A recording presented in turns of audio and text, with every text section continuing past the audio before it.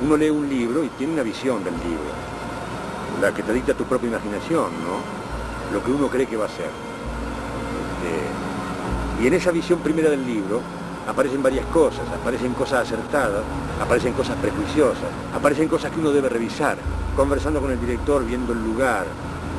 A veces un buen libro necesita de tantas cosas para ser plasmado. Buenos actores, buen director, buenas cámaras, buen vestuario. Y en cuanto a vestuario y escenografía, lo que llamaríamos la ambientación general, ustedes tienen aquí casi una especie de genio que es Tolita. Fíjate que no ha habido un solo locación o lugar del filme que no fuese para el actor francamente estimulante. Uno imagina a veces los supuestos lugares en que va a filmar. Pero llegar a encontrarse, por ejemplo, con la habitación de Ron Perlman o con el ámbito en el que vivía Claudio Ruth. Ahora mismo, mientras hablamos. No, es mío. Lo usó. Por accidente nada más. ¡Imbécil! ¡Ángel! ¡Corte! Yo entraba a la fábrica, al lugar de Ángel Dieter, y realmente era como entrar a un lugar sobrecogedor, desconocido, pleno de peligros. Las paredes tan aceradas, tan frías, que reflejaban objetos muy locos, los arcángeles colgando, los vaporizadores llenando de una suerte de sutil neblina el lugar, Gru con esa altura impresionante, esa especie de manto enorme, visita mi canal. sus dos bastones, ese mundo caótico a que alude el libro, donde hay persecuciones y maldad y ambición, y quedarse con el device, ese objeto tan terrible a la vez y tan precioso. Cuando vi el cartel de la guardia de arriba con su pasadizo y la persecución por los techos y el supuesto peligro, el trabajo de los stands, con ese enorme cartel luminoso, parecíamos fantasmas en noche de luna peleando por la vida, y así era, la caída.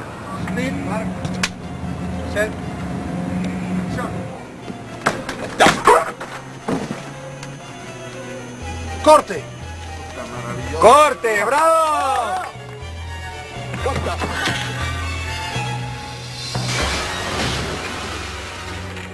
Todo crea una especie de condición en la que uno no es muy consciente.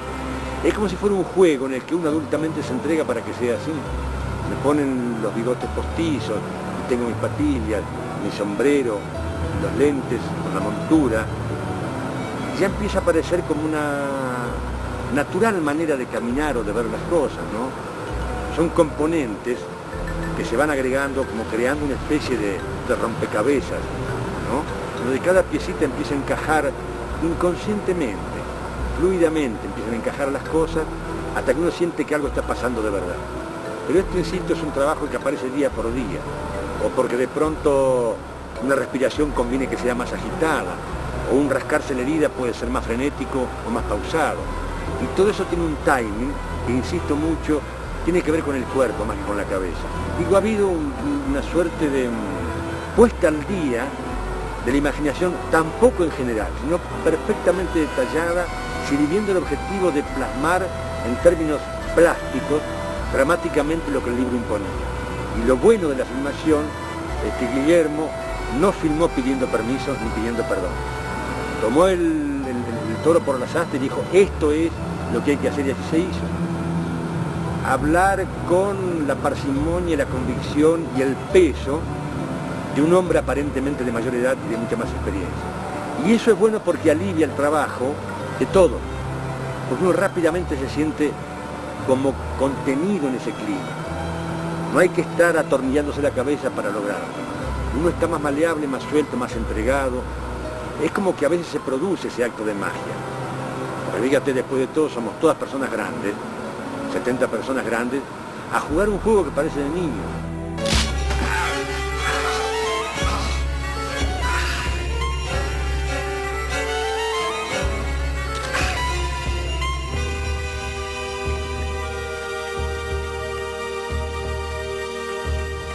Nos entregamos a eso con una dedicación y un rigor y una puntillosidad que parecería anormal, que juguemos a caernos a golpearnos, a sangrar, a Quitus punzarnos, Traders, a visita mi sentir, canal. o a lagrimear, o a tener una relación con esa persona, están las condiciones dadas por la gente, la materialidad de los hechos, para que hayamos hecho por lo menos, digo, un film bello.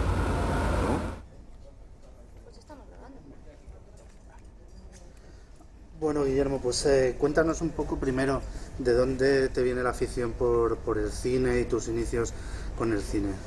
Bueno, la realidad es que yo tengo la memoria más temprana cinematográfica, es de una versión de Cumbres Borrascosas con Laurence Olivier, que vi en el cine, un cine que se llama el Cine Park, con mi mamá de pequeñito, y me quedé dormido. Y despertaba y veía la película y me volvía a dormir. Y ya ese espíritu gótico de la novela de Cumbres Borrascosas de alguna manera creo que me marcó para toda la vida, ¿no? No fue una película de terror, curiosamente, pero sí, para mí Cumbres Borrascosas es una novela gótica dura, con fantasma intuido o no, con una maldición, con todo ese sentido del destino y todo el rollo. Entonces ahí empieza mi experiencia como espectador, y como de muy pequeñito me fui haciendo muy aficionado a las películas de género, de horror, a la televisión de horror, y poco a poco empecé a distinguir actores, primero actores, después directores, y yo de muy pequeñito ya viajaba a los cines solo en autobús para llegar a ver una película el domingo en matiné, una japonesa, una italiana de terror, de Mario Bava, lo que fuera que pasaran, de Ricardo Freda, lo que hubiera esa semana en el cine. Pasaban normalmente de horror, y por las tardes o en las mañanas películas para niños. Entonces se confundía Walt Disney conmigo con películas de horror italianas o japonesas. ¿Y cuándo empezaste a dirigir? Cuéntanos un poco tus cortos en Super 8. Bueno, yo empecé con el Super 8 con películas que compraba para proyectar en Super 8, que era un poco lo que ahora sería el DVD, pero eran versiones comprimidas. Entonces, por ejemplo, la versión del El altar escarlata con Boris Karloff, empezaba, veías una escena del principio y luego ya estaba la casa en llamas y moría. Eran como versiones muy cortitas, y había incluso Super 8 que duraban 10 minutos, que te condensaban la película en 10 minutos. Era como el Reader Digest. Entonces las empezaba proyectando, y mi papá tenía una cámara que era la misma marca del proyector, creo que era una Canon o una Chinon, una de estos de aquel entonces, y tomé la cámara de mi padre y un par de rollos de película que tenía él, y empecé a hacer mis propias películas con mis muñecos. Y me empezó a gustar y a gustar y a gustar, y cuando vi proyectada era llevar los rollos a la farmacia, un poco como en Arrebato. Llevabas los rollos a revelar, los dejabas y te decían están en una semana. Volví el rollo, y cuando lo proyectabas, para mí la película Arrebato captura mucho lo que fue la magia de hacer cine en Super 8, que en video ya no se tiene, es muy inmediata. Ver esas imágenes y era cine, y decir lo hice yo, fue adictivo, y a la fecha es lo que la búsqueda de ese placer es lo que me sigue haciendo seguir haciendo cine. ¿Y tus primeros cortos de qué trataban? ¿Con quién los hacías? Bueno, eran de los muñecos, que eran bastante violentos, y tenía, principalmente muñecos del planeta de los simios, y tenía un par de monstruos por ahí de la Universal, entonces eran batallas campales entre criaturas fantásticas, con muchísima catsup y muy poca producción. ¿Y cuándo empezaste a hacer cortometrajes con argumento y con actores? Bueno, yo creo que eso empezó cuando me di cuenta que ya tenía que hacer secuencias de créditos, ¿no? Entonces decía, bueno, tiene que empezar, y luego ya sale el título, y saldrá dirigida por, y todo ese rollete, ¿no? Y realmente empecé ya más tarde, a los 15 años. A los 15 años ya era organizar a un grupo de amiguetes, y había producciones muy complejas que se llevaban 2 tardes, y había producciones menos complejas que se llevaban media tarde o una tarde, ¿no?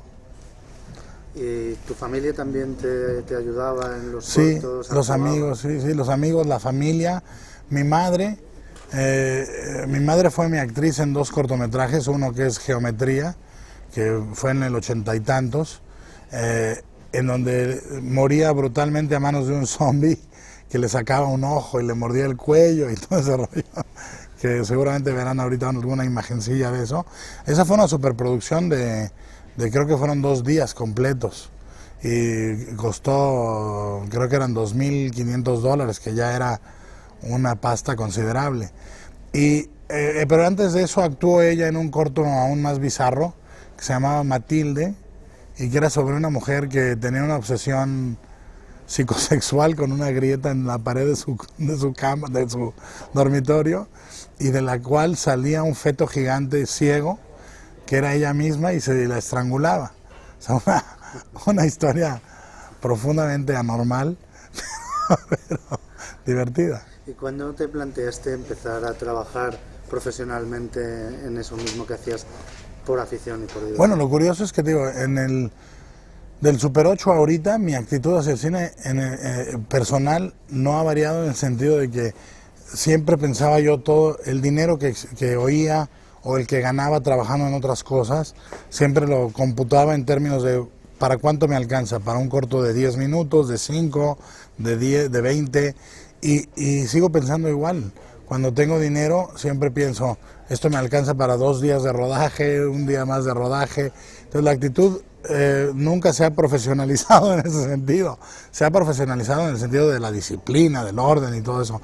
Pero como yo me formé en los rangos de asistencia, o sea, yo sin darme cuenta empecé pues a hacer efectos especiales para los cortometrajes de amigos, a hacer asistencia de dirección para largometrajes de amigos, o a hacer cualquier tontería trabajando en los cortos o largos de otros.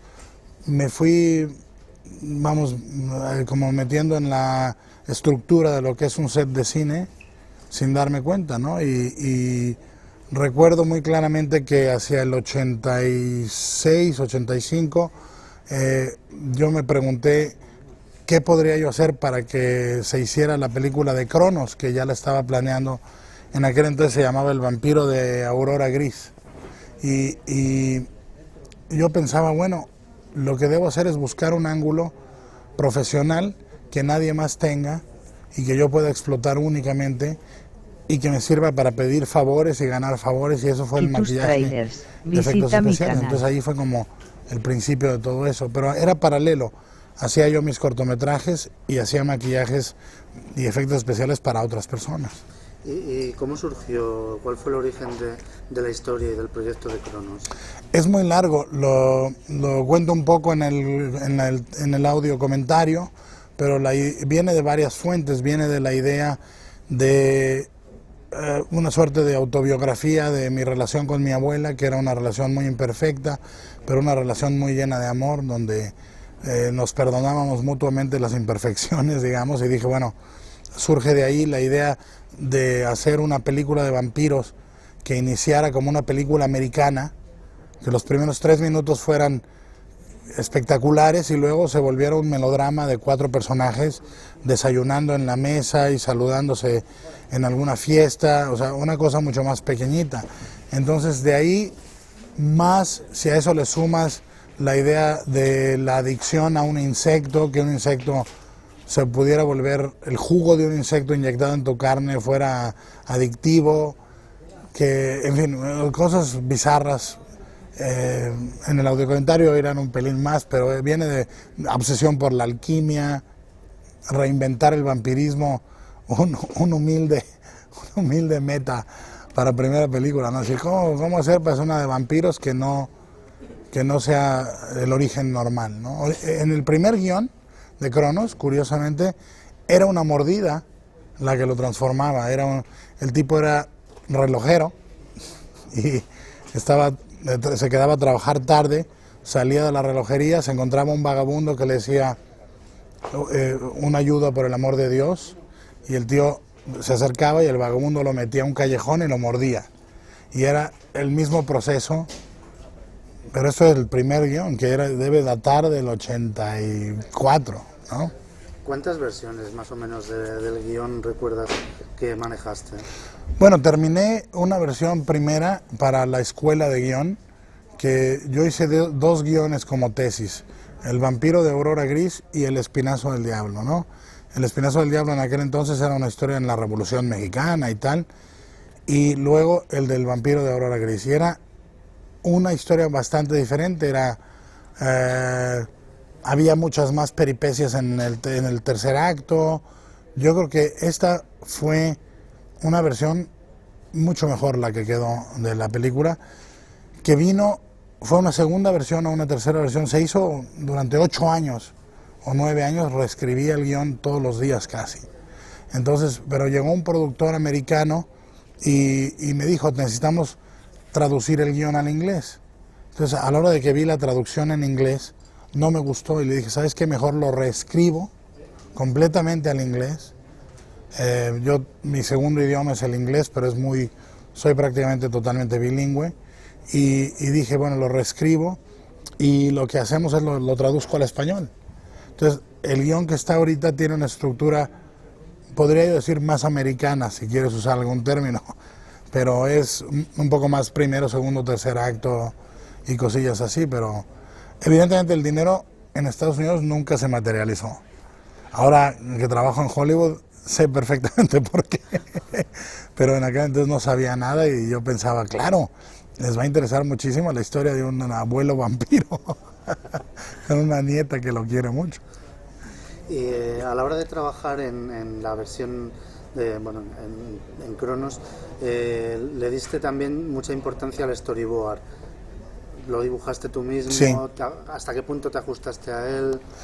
Bueno, dibujé un storyboard primero. Yo en alguna ocasión me gané también, parte de mi trabajo era ganarme la vida como artista de storyboard.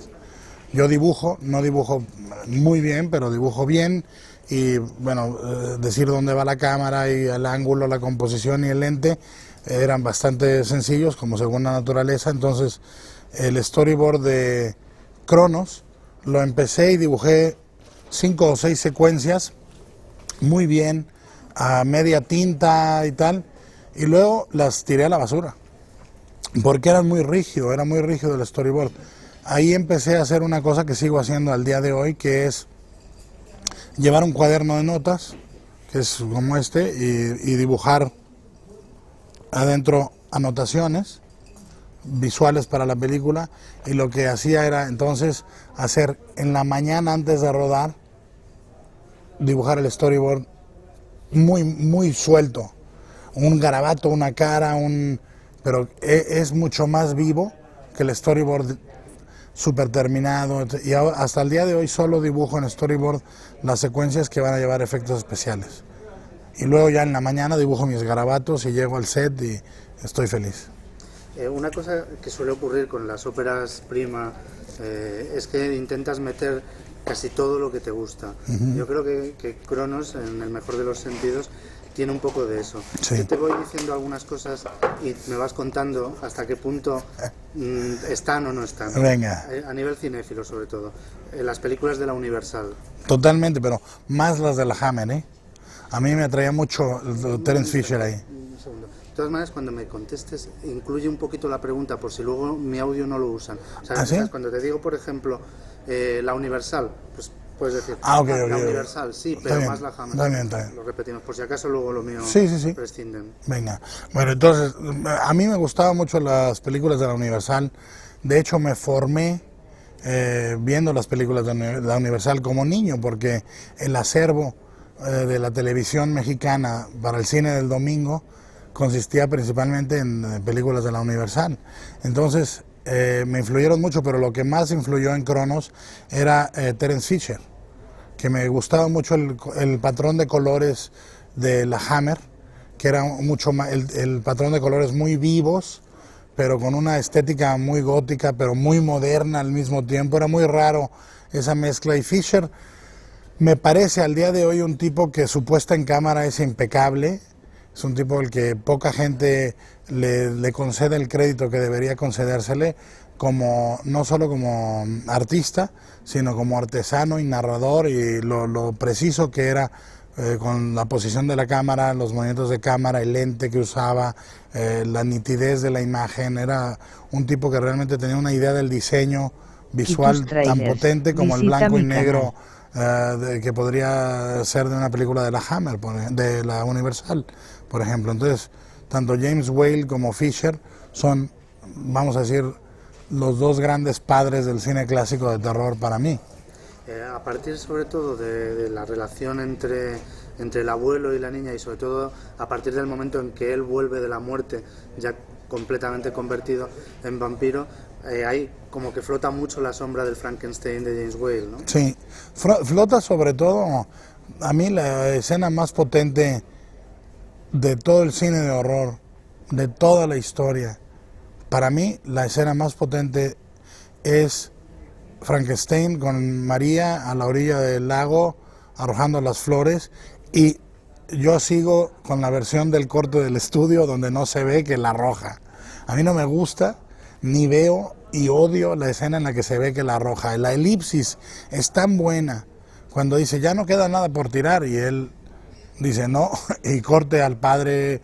Es mucho más potente para mí esa escena, pero eso yo creo que todo el cine que yo hago no es más que una aspiración a algún día lograr lo que yo sentí al ver esa escena, que es al mismo tiempo lo terrible del monstruo, lo maravilloso del monstruo de Frankenstein como monstruo, es que hay una ausencia de conciencia, y hablo de la versión de Whale, no la de Mary Shelley. Hay una ausencia de conciencia en ese momento, o sea, es una tempestad o es un terremoto, es una fuerza de la naturaleza que no conoce, no sabe la diferencia entre la muerte y la vida. Y esa es la idea de Cronos. La niña no sabe distinguir entre la muerte y la vida. Es mucho más completa esa idea en el guión, porque se entiende que a la niña nunca nadie le ha explicado que sus padres han muerto, y las cartas, hay unas cartas que le escribe el abuelo y todo, pero esa es la idea. La idea es que que la única verdadera inmortalidad en la película es la de la niña. O sea, todos los personajes están marcados por la carne o la mortalidad, ¿no? De la Guardia quiere vivir eternamente, pero vive encerrado, que para mí es la esencia de Estados Unidos en cierta forma. El sobrino está obsesionado con lo deforme de su cara. La mujer dice, caramba, estoy más gorda, estoy más vieja, estoy más tal, y vive obsesionado por la belleza. El tipo al que no le interesa nada se ha convertido en vampiro, y la niña que no sabe distinguir entre la vida y la muerte es la única que es verdaderamente inmortal. Entonces eso está en la escena de Frankenstein de Whale, y está en la esencia de lo que es la película de Cronos. ¿Y Nosferatu y el cine expresionista? Sí, me gustaba muchísimo la idea de que, lo hablaba yo con el fotógrafo, con Guillermo Navarro, le decía, bueno, las líneas rectas, la luz que tuviera, sabes, sombras muy profundas, y si tú ves la película está llena de líneas diagonales de cine expresionista y todo este rollo. A mí la película que más me gusta del cine expresionista es El último hombre, ¿no? Me parece la más potente, pero en segundo o tan potente me parece Nosferatu. Entonces esas influencias sin duda están ahí. Luego el comienzo, el arranque de la película, que como decías antes tenía esa intención de espectacularidad y tal, que lo consigue, realmente a mí me recuerda, además por las referencias también alquímicas y tal, e incluso ese plano que se ve el cadáver en el antiguo piso del alquimista colgando, me recuerda mucho a Argento y al cine italiano de terror. Me encanta la idea. A mí la película que más me gusta de Argento evidentemente sería Inferno, que yo creo que Argento es un cineasta instintivo muy potente. Entonces cuando encuentra, y de repente en Inferno se combina Argento con la secuencia submarina de Mario Bava, que es, bueno, si ustedes vuelven a ver Hellboy, la escena de Ave Sapien flotando en el agua, yo lo que veía era Inferno, ¿no? Que, me gustaría pensar que es así, o sea, hay algo de eso, es una gran filia. Luego, aparte, el diseño de producción, bueno, más concretamente el diseño del Cronos y el concepto de unir lo mecánico con lo orgánico del insecto y luego con la carne humana, inevitablemente te hace pensar un poco en dos nombres que son Cronenberg y Clive Barker. Sí, curiosamente, fíjate que concretamente Cronenberg es una influencia asumida, vital. A mí Cronenberg me marca de por vida. No va por la misma vertiente, pero o sea, yo creo que Cronenberg es un existencialista y yo soy un romántico. En cierta forma es diferente en ese sentido, pero sin duda, por ejemplo, La Mosca es su película más romántica, ¿no? Entonces la descomposición, hay tales paralelos que hay un momento en uno de los guiones tempranos de Cronos donde él estaba tomando sopa y se le caía la nariz y iba al espejo y se despegaba la oreja, y luego veo La Mosca, que yo ya estaba con el guión puesto y dije, maldito seas, Cronenberg. Pero bueno, es una empatía brutal la que tengo con él. Con Clive Barker, curiosamente, la película Hellraiser, que tiene el aparatillo la configuración de las lamentaciones, yo había leído los cuentos de Barker, pero Alfonso Cuarón, estábamos en los estudios Churubusco, viene caminando Alfonso por uno de los patios centrales de Churubusco y me dice, tu idea de Cronos, esa que tenías, dice, he visto una película que deberías de ver. Le digo, ¿cuál? Se llama Hellraiser, lo tuyo es redondo y lo de él es cuadrado, y digo, entonces la fui a ver, y yo siempre vivo una obsesión brutal de que una película va a salir 6 meses antes con la misma idea, y me ha pasado siempre, y digo, bueno, ¿qué hago? ¿La abandono la película? No, vaya, o sea, pero ahí sí creo que es más coincidencia. Con Barker no es una influencia, es una coincidencia. Con Cronenberg es totalmente influencia. Me refería más al concepto en sí mismo que a los detalles, a esa especie de cosa que hubo a finales de los 70 y los primeros 80, de mezclar el horror de la carne con elementos biológicos, sí. Giger, todo ese sí, yo creo que la película es muy representativa de lo que era el cine de horror en ese momento. O sea, era un cine de horror que tenía búsquedas, yo creo que muy interesantes. Los 80s es un cine brutal que llega al punto del más maravilloso esperpento, ¿no? El gore ochentero no será nunca superado, pero al mismo tiempo Cronos tenía un extraño aliento poético que en ese sentido sí que se compartía con algunos de los cuentos ciertamente de Barker, ¿no? Que tenían esa mezcla. Hay una frase preciosa en un cuento que creo que se llama El pecado de los padres, o Los pecados de los padres, que dice, y a ella la afectó, voy a parafrasear mal, pero dice, a ella la afectó y la tocó en un lugar muy profundo que solo le habían tocado los monstruos.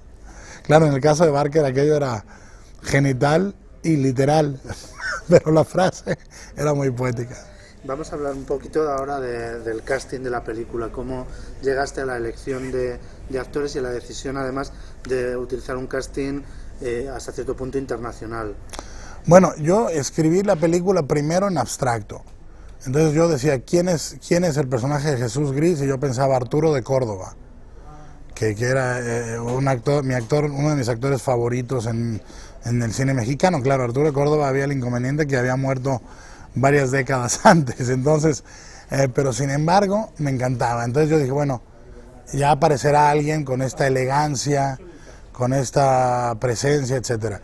Y un día salíamos mi mujer, mi socio y yo de un trabajo de maquillaje de efectos especiales en México, en el DF, y nos metemos a un cine a ver Los últimos días de la víctima.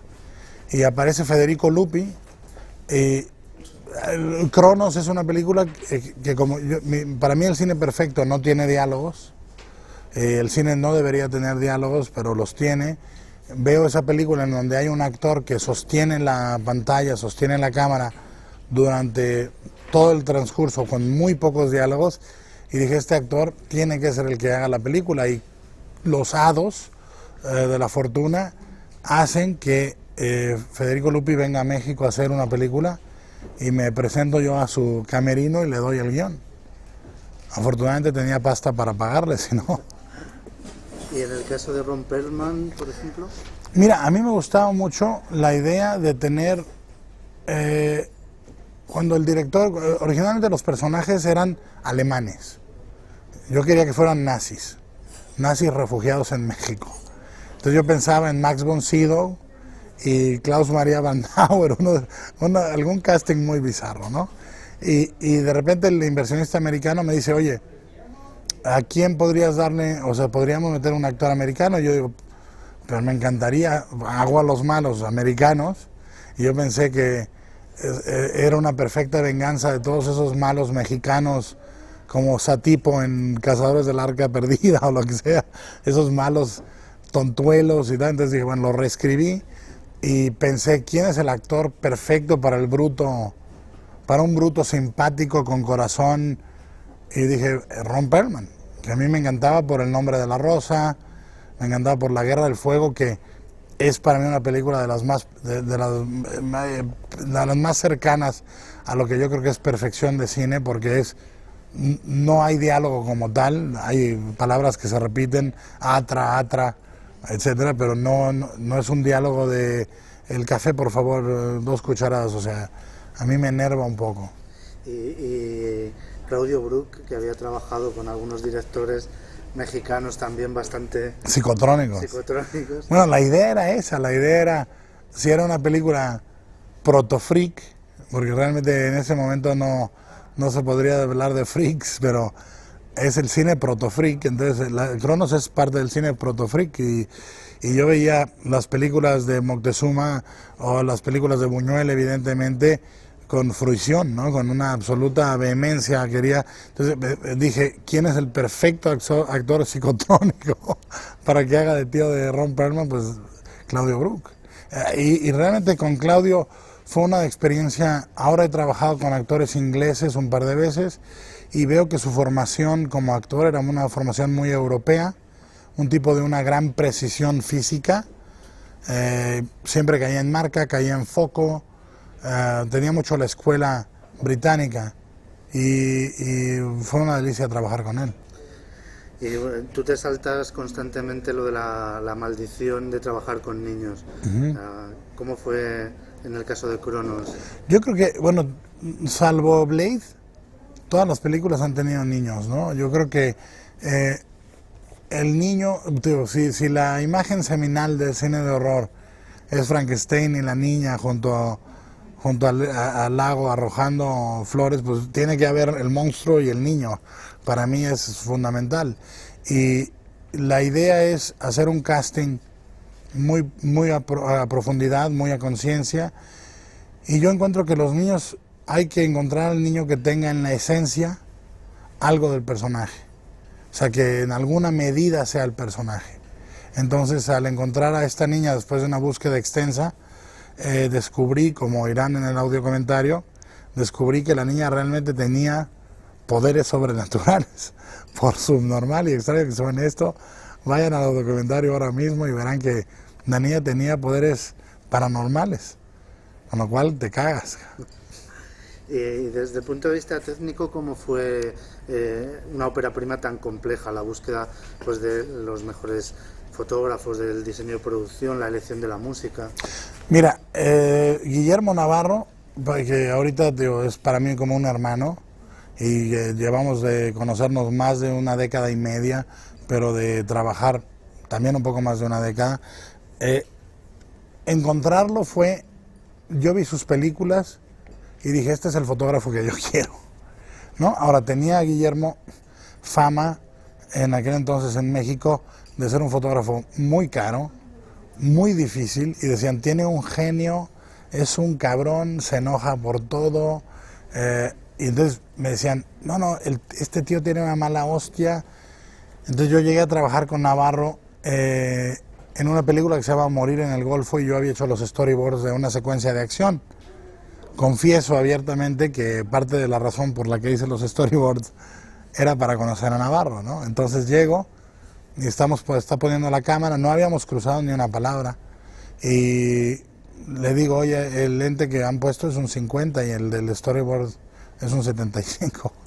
Y me mira a Navarro desde el lado de la cámara y me dice, mira niño, dice, no sabes ni dónde empieza el lente ni dónde acaba el lente, ¿por qué no te callas? Entonces, es la única vez en la vida que hemos discutido. Yo me paré enfrente de la cámara y le dije, mira, aquí llega el lente, aquí es abajo, ¿no? Y aquí está arriba. Y me dice, y a partir de ahí no hemos discutido jamás. Y la relación ha sido casi simbiótica. Entonces, con Navarro tuve la fortuna y la suerte de encontrar a alguien para toda la vida. Tolita Figueroa, que era esposa de un director de arte muy famoso en México, Alejandro Luna. Yo había trabajado con ella muy brevemente en una película que jamás se vio en España, que se llama Cabeza de Vaca, que hizo Juan Diego, que a mí me parece espléndida película, y había trabajado con Navarro, con Berta y con Tolita, y a mí me parece que Tolita es una tipa superdotada, que es realmente una tipa de una inteligencia brutal, que prácticamente un fenómeno de la naturaleza, porque imagínate, hija de Gabriel Figueroa, comiendo y cenando con Diego Rivera, con Clemente Orozco, ¿no? Seguramente, digo, siendo parte de toda la... ¿Paro? ¿Quieres que repita algo? Desde lo de... Cenando con... sí, de cenando con...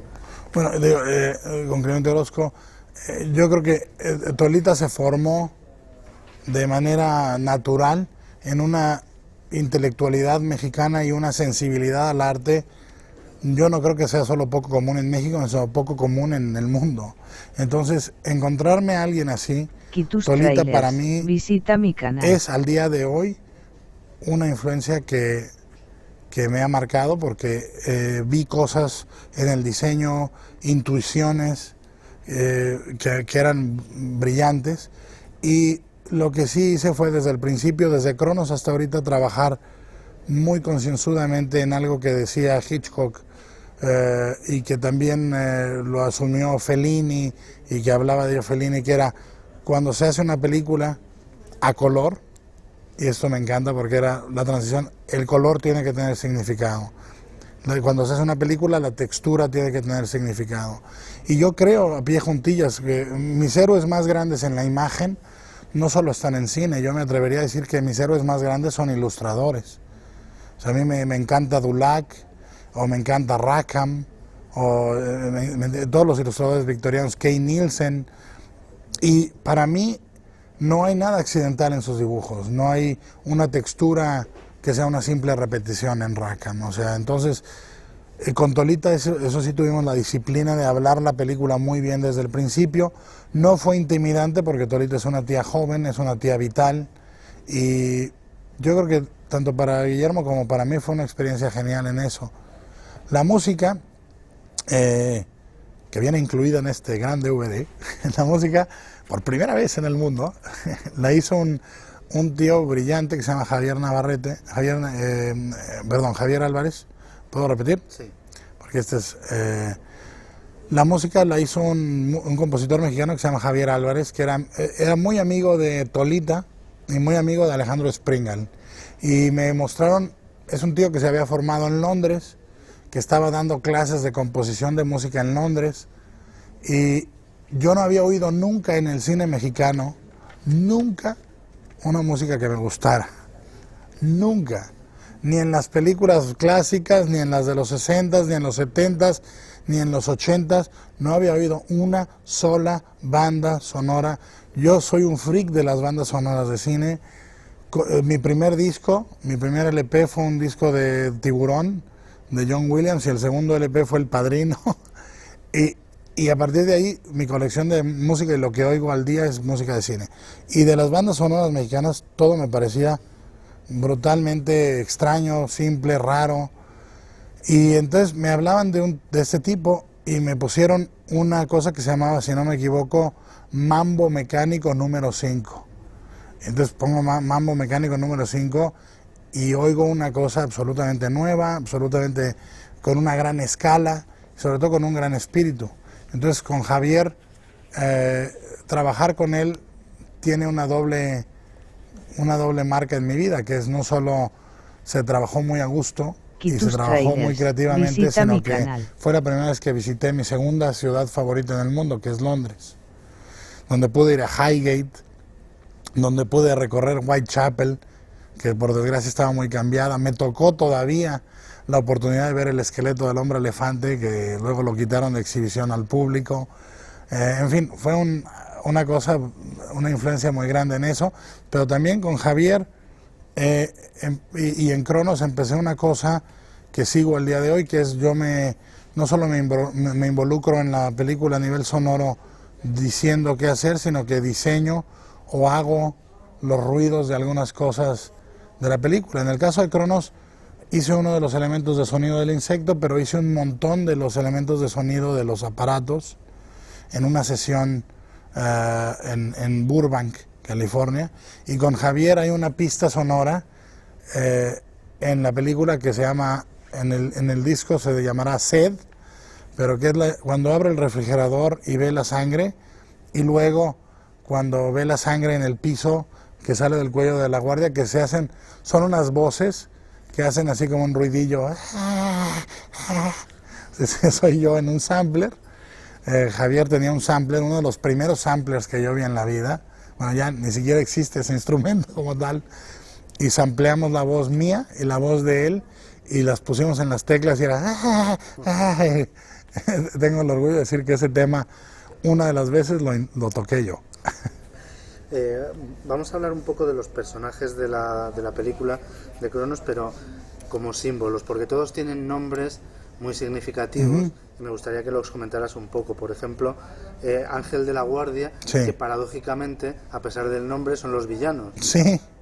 Bueno, la idea en esto era que todo para mí era una suerte de pastoral, de una idea de hacer un Jesús involuntario, no un Jesús gris, ¿no? Entonces la idea, bueno, era, la película transcurre cuando, en Navidad, que es la fecha en que nace Cristo, ¿no? Entonces, específicamente, este Jesús nace en Navidad, muere y resucita al tercer día, trae un manto rojo sobre los hombros, tiene los estigmas, etcétera, etcétera. Bueno, pues a ese Jesús lo tiene que anunciar un ángel.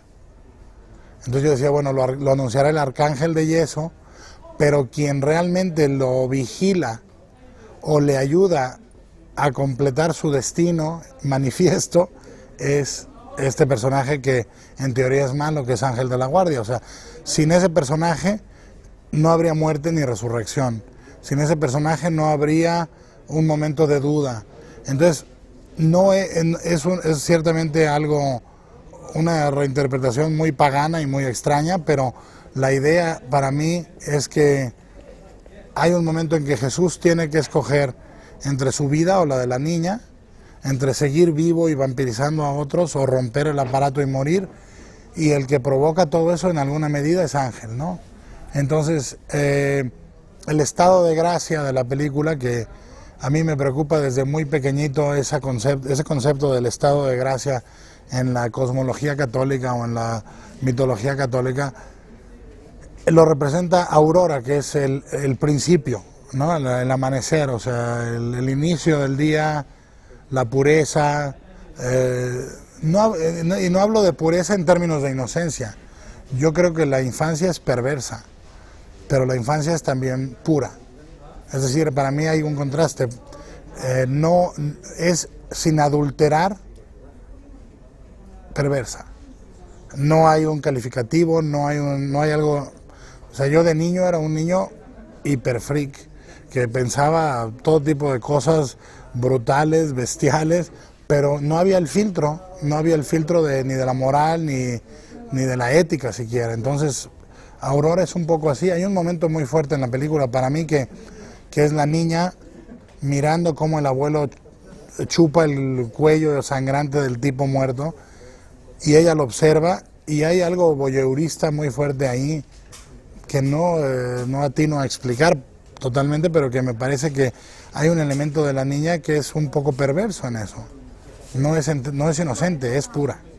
Y en ese contexto un poco cristiano, por decirlo así, o relacionado con la mitología cristiana, el propio aparato de Cronos, que tiene una forma como de escarabajo, es como si remitiera a un elemento pagano, al escarabajo de la inmortalidad egipcia, y una serie de simbolismos. Es el paganismo, de alguna manera, introducido. Bueno, la idea para mí siempre ha sido mezclar elementos en las películas de manera instintiva, o sea, decir, si un pintor tiene la oportunidad de decir, yo siento que aquí hay tal color, o tal forma, o tal textura, o tal símbolo que va, hay dos escuelas de pintura, no la que a mí me afectan, la surrealista, que lo hace por instinto, y la simbolista, que lo hace por método, ¿no? Entonces a mí me inclino más hacia la surrealista, y la idea era en esto que me parecía que para descomponer la mitología católica, la alquimia venía muy bien,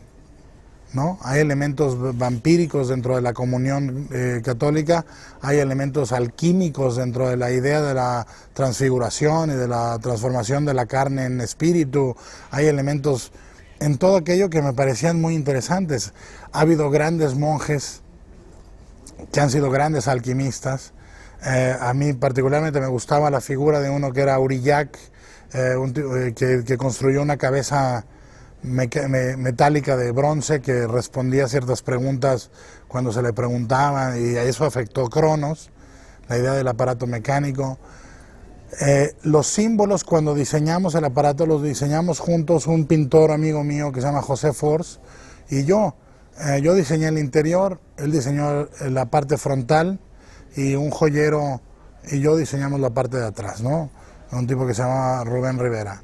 Y el frente de Cronos y la forma, la idea era tener el huevo, que es un símbolo de eternidad y de inmortalidad, el escarabajo, que es otro símbolo de inmortalidad, la serpiente que muerde su propia cola en la cuerda que sirve para iniciar el aparato, que es otro símbolo de inmortalidad, y que el diseño fueran elementos que bajan y vuelven a subir, y básicamente una cinta de Moebius trazada alrededor del huevo que daba la inmortalidad.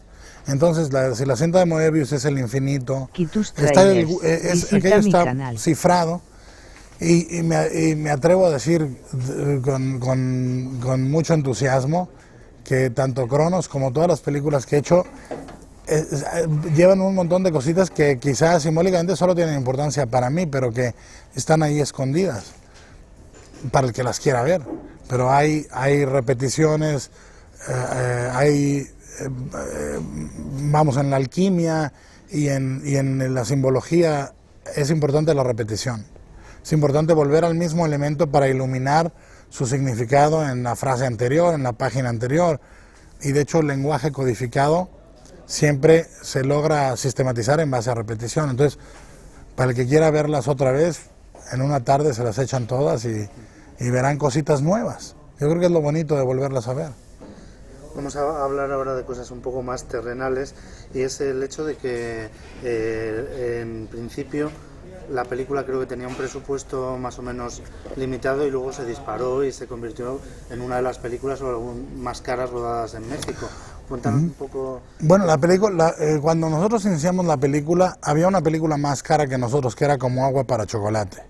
Pero cuando la iniciamos nosotros, éramos oficialmente la película más cara en México. Luego vino la de Arau, nos desbancó, pero vino ya cuando estábamos en preproducción, ¿no? Entonces nosotros iniciamos, la película costaba $1,5 millones, del cual $600,000 venían de un productor americano.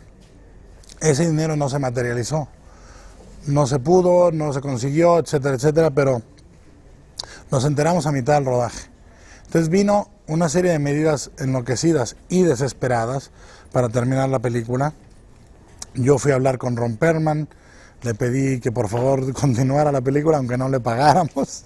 Él aceptó, de ahí que seamos amigos para toda la vida.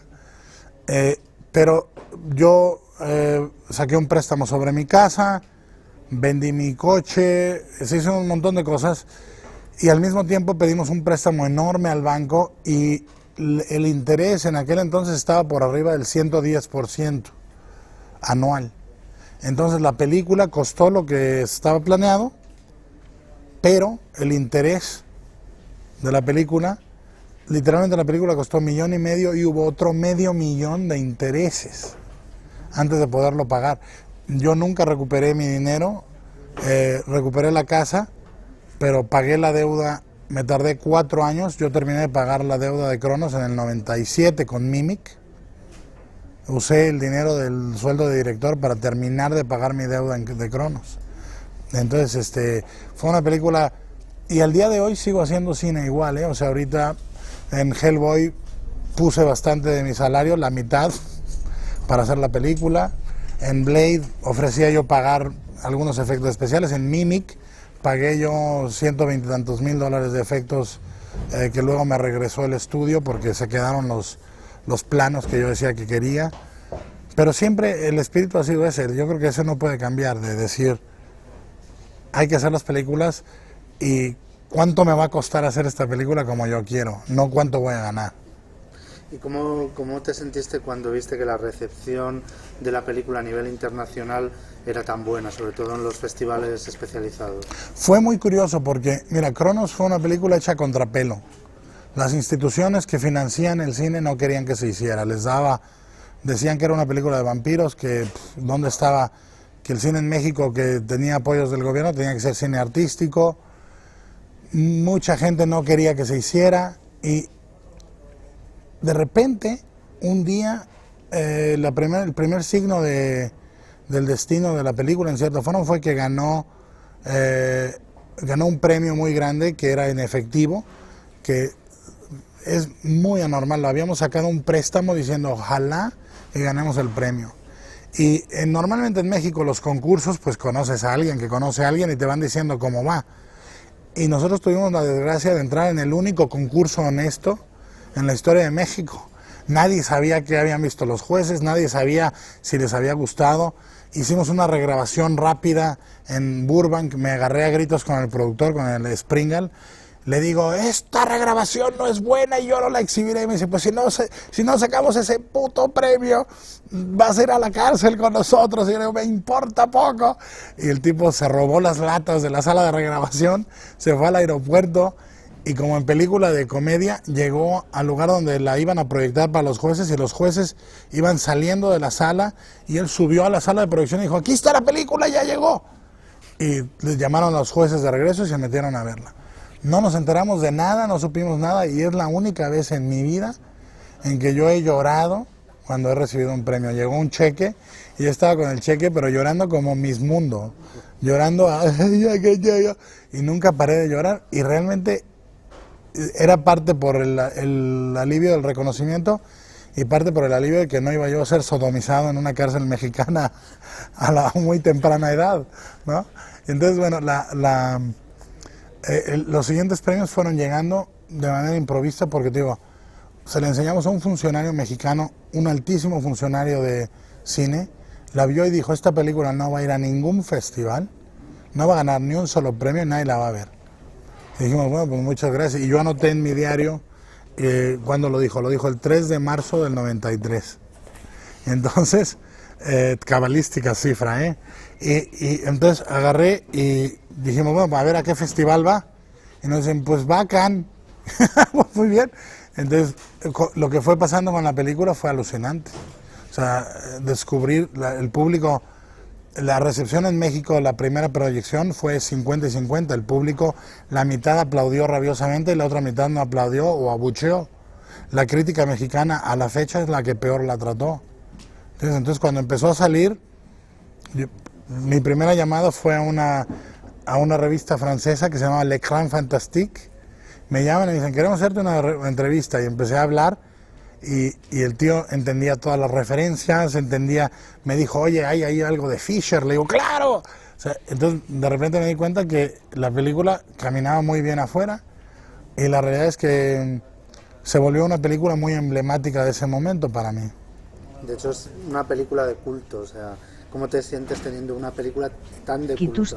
Bueno, yo recuerdo que fue muy bizarro que la película había sido estrenada en Madrid en el 93, cosas así. Yo vine mucho después y seguía en función de medianoche en las salas Princesa. Y fui a una función de medianoche y aún más bizarro, había gente. Entonces yo dije, ah, mira, qué bien. Y de repente un tío, como a 2 asientos o 3 de mí, no repitió toda la película, no como Rocky Horror, pero dijo un par de frases antes de que la dijeran los personajes. Y dije, esto es realmente alucinante, ¿no? A mí me gusta porque yo realmente no creo ser una marca o sea, yo no soy un tipo que va a poder decir la gente como Steven Spielberg o James Cameron. Yo lo que digo, soy un gusto adquirido, ¿no? No soy una marca de comida, soy un gusto adquirido, que alguien que diga me gustan las ostras con mantequilla de cacahuate y salsa tabasco, pues ese soy yo, ¿no? O sea, soy una cosa rara que hay gente que le gusta y afortunadamente parece que la película fue el principio de eso, ¿no? Y vista ahora en la distancia, ¿qué consideraciones harías sobre ella? ¿Cambiarías algo si tuvieras que volver a hacerla? ¿Cómo la ves? Mira, yo creo que un error, yo siempre veo las películas y digo, bueno, trato de decir qué error cometí aquí. Yo cometí un error fundamental en la película que la afectó, que fue que cuando tuve una desaveniencia con uno de los actores y que ese actor empezó a ir por un lado que yo no quería, corté el papel mucho y lo que debía de haber hecho es trabajar con lo que había. No, o sea, no era tan maleable como... Yo creo que un director es no el que se sale con la suya, sino el que permite que el material dé lo máximo que puede dar. Y en aquel entonces ese personaje del guión a la pantalla disminuyó mucho. Y a mí me hubiera gustado mucho trabajar más con esa persona y lograr algo mejor en ello. Yo la veo y me gustan las soluciones de cámara, me gustan cosas, me entusiasma decir, ah, mira, aquel gordito algo hizo bien. Y la veo con mucha ternura. Hubo mucho tiempo que no la podía ver, porque fue una película de difícil parto en postproducción. Tuvimos un editor primero, se llamaba Raúl Dávalos, que dejó la película para cuando cerramos el corte, y yo me quedé con la sensación de que la película no había terminado de ser editada, y duraba 27 minutos más que el corte actual. Y un día se le enseñé a Alfonso Cuarón, vino a visitarme, le dije, mira la película, y me dice, qué raro está editado. Me dice, ¿por qué tú normalmente no dejas pausas tan grandes entre tal y tal? Y digo, no, pero mira qué bueno. Y entonces me di cuenta que el primer montaje que se había hecho en Los Ángeles mientras yo filmaba en México, yo mandaba notas y tal, pero yo llegué y ya había un ensamble, cosa que nunca me ha pasado desde entonces. Entonces, esa misma tarde empecé a sacar la película de Sync, pero esa tarde tan solo le saqué 5 minutos de aire. Entonces la reeditamos otra vez en un lapso como de 2 semanas, íbamos contrarreloj por este concurso, e hicimos cosas muy bizarras, como por ejemplo, lo último que se filmó fue la maquinaria de Cronos, y dejamos los espacios, cortamos negativo, fíjate qué irresponsabilidad, cortamos negativo de la película, y me decían, ¿cuánto crees que vaya a durar el plano del engranaje con el insecto atrás? Le digo, 72 cuadros, dejábamos 72 cuadros. Y luego y aquí hicimos regrabación de la película y los últimos planos que entraron fueron los planos del interior de la máquina. Y fueron exactamente 72 cuadros o 120 o lo que sea, pero fue bizarro. Entonces hay cosillas que yo veo que digo, yo cortaría aquí, yo hubiera hecho esta elipsis, pero no soy yo, soy yo de hace 12 años, 13 años. ¿Y qué pensarías si ahora Hollywood te ofreciera hacer el remake americano de Cronos o incluso concederle los derechos a otro director para que lo hiciera? Bueno, fíjate que eso fue muy curioso. Esa pregunta me la planteé el mismo año que se hizo Cronos, porque mi primera junta en Hollywood fue una junta en Estudios Universal y me dijeron, no entendía yo mucho, pero me dijeron, oiga, queremos comprar los derechos para rehacer Cronos en inglés. Y le dije, pero ¿quién va a querer ver a Jack Lemmon lamer el piso de un baño? Y dijeron, es verdad. Lo torpedeé inmediatamente, ¿no? Y es la realidad, la película es muy mexicana en el sentido que lo que sucede en esa película para mí solo puede suceder en México. el enterrador este que mastica chicle y come un banano y que es tan descuidado que el cadáver se le escapa, en fin, la idiosincrasia del personaje, la idea de que la muerte pueda ser vista con tanta naturalidad por una niña, en fin, es una película de su tiempo y de su lugar.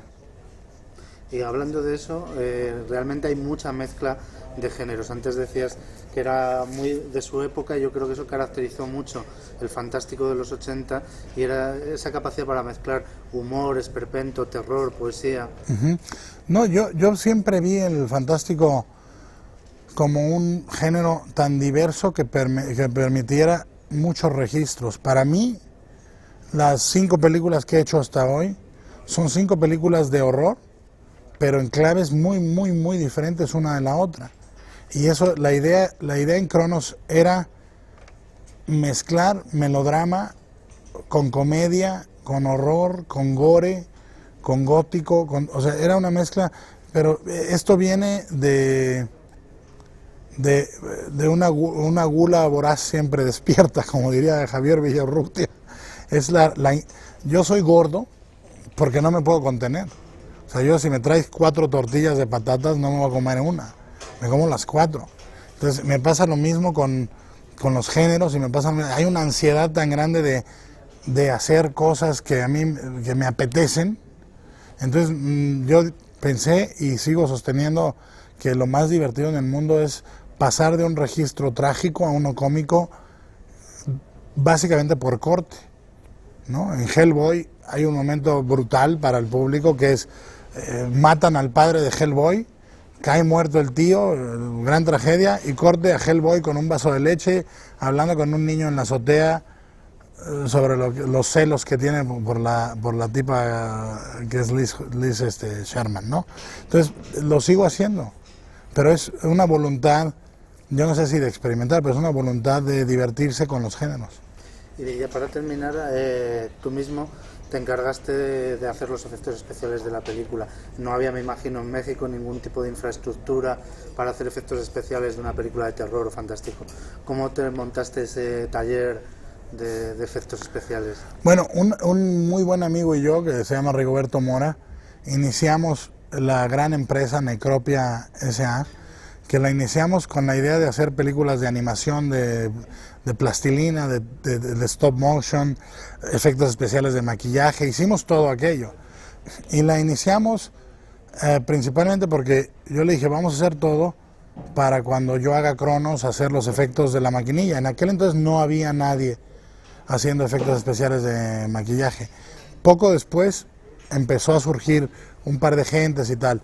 Y nosotros nos encargamos de todo, como empresa, fuimos creciendo y creciendo, y siempre era igual, hay que comprar este horno, o construir este horno, porque cuando venga Cronos tendremos que hornear un torso completo. Y Rigo, que su anagrama de Rigo Mora es Igor, éramos como el doctor Frankenstein, y Igor era Yes Master, ¿no? Incluso tenía un problema de columna, entonces aquello era ya realmente como pantomima. Mi mujer, Lorenza, su padre, hacía los mecanismos de los aparatos. Era una empresa profundamente familiar. Cuando hicimos Cronos, teníamos en nómina 15 personas más o menos. Teníamos escultores, teníamos un director de efectos especiales filipino que se llamaba Maurice Carvajal, teníamos un grupo de joyeros, teníamos un grupo de... Era una empresa ya en forma. Y hicimos Cronos y se decidió al poco tiempo, dije yo ya cierro la empresa y me dedico a lo mío. Pero fue una empresa en la que todavía al día de hoy me involucro, en todas las películas me involucro a fondo en la escultura de los personajes, en los colores, cómo lo pintan, quién lo pinta, y conocer el lenguaje de los efectos especiales tanto en óptica como en maquillaje como en efectos mecánicos me ha ayudado mucho a hacer el género que me gusta. ¿Y recuerdas alguna anécdota divertida del rodaje? ¿Cómo fue el ambiente también un poco? Una ópera prima tan ambiciosa en cierto modo. Hay muchas anécdotas en Cronos, algunas que no puedo contar para no perjudicar a los inocentes. Pero recuerdo una anécdota, que fue muy divertida por lo patético que era, que es el momento en que íbamos a rodar, rodamos el interior de la máquina de Cronos, y parte de los maquillajes que tenía el insecto eran hígados e intestinos de vaca y todo ese asunto. Lo rodamos y, como te digo, íbamos contra el reloj, se filmó, se cerró, o sea, el último plano es el plano en que entra la cámara al arcángel, al ojo, que se filmó en mi laboratorio de maquillaje, sin el fondo correcto, sin nada correcto. El plano en que baja la cámara por el interior y ve el aparato de Cronos, que sale el título, y los interiores de la máquina. Terminamos eso, cerré mi laboratorio, que mi laboratorio estaba en el 4º piso de un edificio de oficinas de contadores públicos y todo. Nos fuimos a Estados Unidos y a las 2 semanas me llaman y me dicen, la policía quiere entrar a registrar su empresa. Les digo, ¿por qué? Porque hay moscas por todos lados y huele a cadáver. Y entonces dije, hostia, nos olvidamos de guardar los intestinos. Bueno, con Tolita Figueroa fue un trabajo fundamental porque ella estaba casada con un director de arte muy famoso en México, Alejandro Luna, y yo había trabajado brevemente con Tolita y con Berta Navarro en Cabeza de Vaca, en una película con Juan Diego en la que yo hice los efectos especiales de maquillaje, y ella y yo interactuamos porque ella diseñó algunos de los patrones que llevaban las tribus de maquillaje de lodo y todo ese rollo. Ya al final de la película estábamos haciendo arte abstracto con el lodo, pero bueno, el contacto primero me dejó la impresión de que era una tía profundamente inteligente, con una formación visual muy potente, y la realidad es que Tolita es alguien único. Su padre, Gabriel Figueroa, probablemente el mejor fotógrafo en la historia del cine mexicano, fue un tío que desayunaba con Clemente Orozco o que tenía a Diego Rivera de visita todos los días, y que como una parte de un movimiento cultural de izquierda muy potente en México, formó a sus hijas dentro de una situación única de privilegio visual y de riqueza visual, yo creo que no solo en México sino en el mundo. Aclarado esto de cronologías. Perfecto. Digo algo de Berta Navarro y ya nos vamos, ¿no? Sí. Entonces, la realidad es que el calibre de la producción de la película no se debió a mí en ninguna medida, sino únicamente en la medida de que Guillermo Navarro me presentó a su hermana Berta Navarro, que es para mí una de las grandes productoras en la historia del cine en México, y que desde el principio me dijo, mira, tenemos que ir por un calibre X de personal, de nivel de película, etcétera, etcétera. Berta se volvió en cierta medida una segunda madre para mí, ¿no? Y hemos hecho 3 películas juntos, El Espinazo, Cronos y ahora El Laberinto del Fauno, como director-productora, pero como productores juntos hemos hecho varias más y tenemos una relación muy estrecha. Yo creo que es fundamental para el director encontrar un productor también que entienda el tamaño de la película. Es decir, la figura de productor normal en México, como me imagino que será en España, es la del tipo que te dice, ¿para qué necesitas 5 caballos? Que sean 2. Y Berta siempre ha sido alguien que entiende el tamaño de la película como parte de su importancia y se hace lo mejor que se puede. Dime. Pues, ¿cómo fue que te viste involucrado en Cronos, una película tan atípica en México?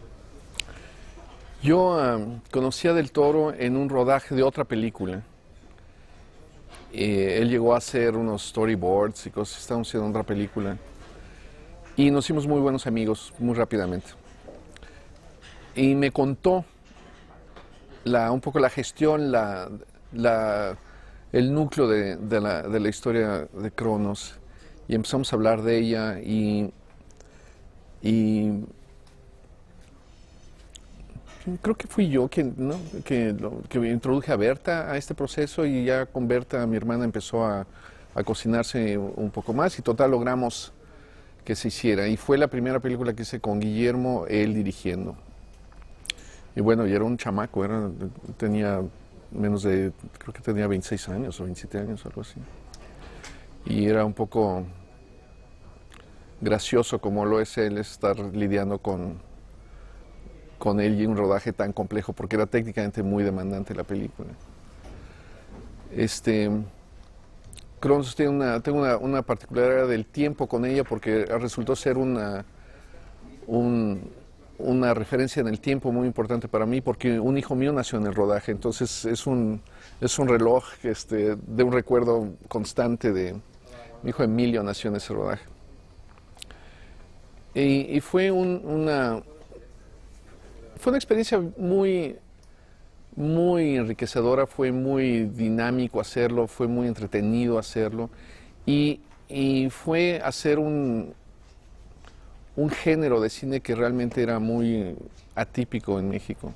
Y en general para mí, o sea, para mí yo me enfrenté a cosas por primera vez ahí después de haber hecho ya mucho trabajo y fue como la introducción a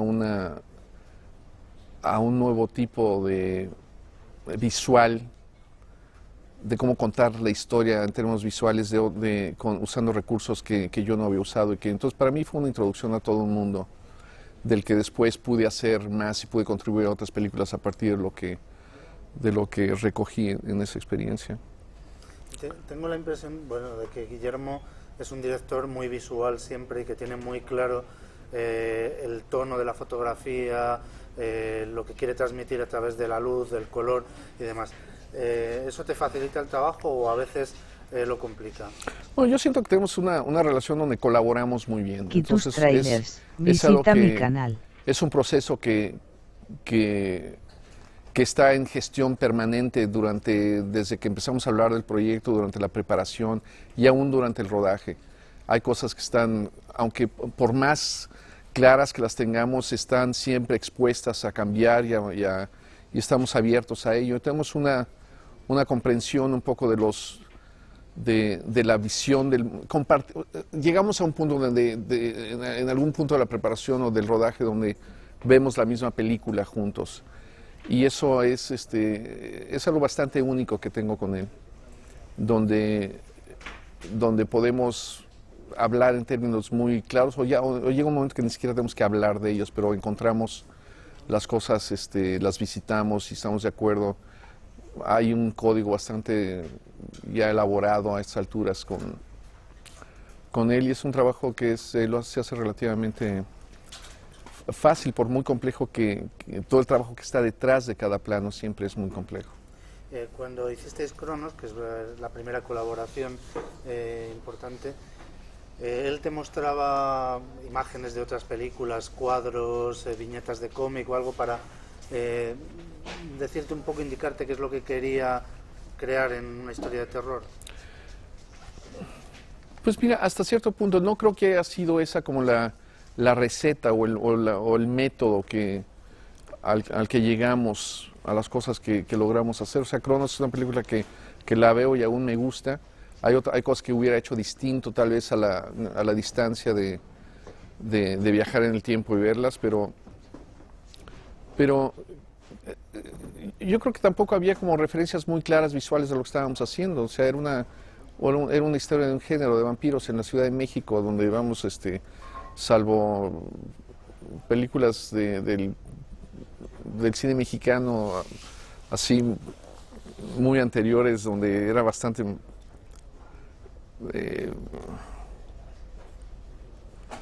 como extremo, digamos, casi ahí era más bien un género que rayaba en la comedia más que no, y esto tenía una mezcla de suspenso y de estar construyendo la dinámica de los personajes y cómo se desdoblaba la historia y cómo contribuíamos visualmente para apoyar eso, ¿no? Pero no, hasta la fecha hemos hecho, es la cuarta película que voy a hacer con él, y no es que tengamos realmente un método único de encontrarlo, ¿no? En Cronos hay algunos momentos visualmente impresionantes y muy significativos, pues desde el momento en que amanece de repente cuando él ya está vampirizado y los haces de luz que entran por el desván todo agujereado le queman.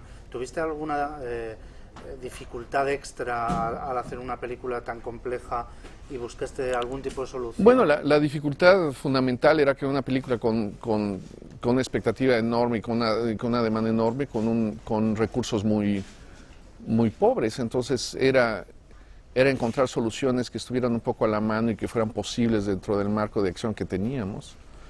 Pero hicimos lo que pudimos, o sea, hicimos más de lo que pensé que podíamos hacer, de hecho. Había no nomás en ese sentido el trabajo juntos de esto, había una colaboración muy importante del diseño de producción que contribuyó enormemente a la película. Tolita Figueroa hizo un trabajo excepcional, siempre lo ha hecho, y esta fue una oportunidad que hubo de trabajar con ella muy de cerca, y creo que en ese sentido su participación es muy, muy ejemplar en la película, ¿no? O sea, ella ayudó mucho a que yo pudiera hacer con lo que había las cosas, y yo pude también contribuir a lo que ella pudo.